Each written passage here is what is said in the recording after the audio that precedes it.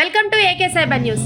చనిపోయిన స్నేహితుడి పేరుతో సిమ్ కార్డు 20 లక్షల రూపాయలు కొల్లగొట్టిన వైనం. ఇరిగేషన్ విభాగంలో సూపరింటెండెంట్ గా పనిచేసి రిటైర్ అయిన ఎండి సమీవుద్దీన్ 2022లో మరణించాడు.